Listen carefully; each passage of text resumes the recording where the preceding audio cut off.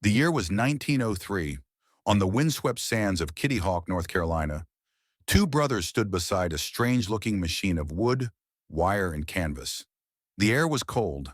The moment was silent. Then with a sputter, a roar, and a shudder of motion, the machine lifted from the ground just for 12 seconds and only 120 feet. But in those few seconds, Orville and Wilbur Wright did something no human had done before. They achieved powered, controlled flight. It was a humble beginning, but it changed everything. Humanity had finally taken to the sky. But this was just the beginning of the age of aviation. Fast forward to January 1st, 1914. Over the calm waters of Tampa Bay, Florida, a curious crowd gathered. They watched as a small flying boat, the Benoist 14, rose from the surface, carrying a single brave passenger on a 23-minute flight. This wasn't just a stunt. It was the world's first scheduled commercial flight. Suddenly, people imagined a future where cities, even countries, could be connected by air. Then came the darkness of World War I. The skies, once symbols of freedom and progress, turned into battlefields. Airplanes were rapidly transformed into instruments of war, used for reconnaissance, bombing runs, and dogfights high above the trenches. Though primitive, these early warplanes introduced concepts like fighter aircraft, bombers, and aerial tactics. What was once a dream of peace became a deadly new dimension of combat. When the war ended, aviation took on new purpose. By 1925, the U.S. Postal Service turned to airplanes to deliver mail across the vast American landscape. Early airmail pilots flew through storms, fog, and darkness in open cockpits, risking their lives to shrink distances. Soon, airplanes were being specially designed not just for letters, but for cargo. This marked the birth of air freight, turning the sky into a highway of commerce.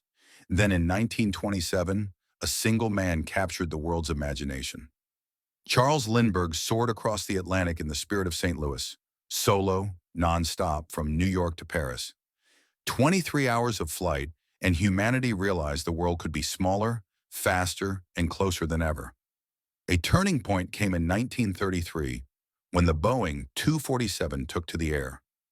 With a sleek metal frame, twin engines, and retractable landing gear, it could fly faster, higher, and more safely than any plane before. But it was the Douglas DC-3, debuting in 1935, that truly revolutionized travel. Sleek, reliable, and able to carry more passengers over longer distances, it made commercial air travel profitable and practical. Airplanes were no longer just wonders, they were necessities. But aviation had one more surprise in store. In 1939, behind closed doors in Nazi Germany, engineers unveiled something the world had never seen before: the Heinkel He 178. This aircraft didn't rely on spinning propellers. It was powered by a jet engine, using pure thrust to break the limits of speed and altitude. When it roared into the sky, it became the first jet aircraft in history. A new era had begun, the jet age, and it would change how fast and far humans could travel forever. As the world plunged into World War II, another breakthrough emerged from a different battlefield: vertical flight. In 1942, the Sikorsky R-4 helicopter took flight. It didn't need a runway. It rose straight into the air, hovering and maneuvering like nothing before.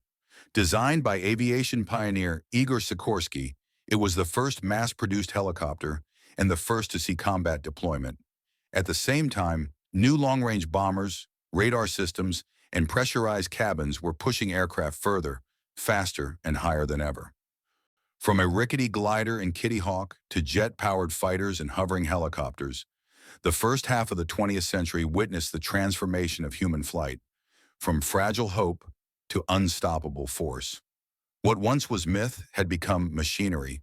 What once was fantasy had become flight, and the journey was only beginning. The skies were about to get even faster, higher, and more connected.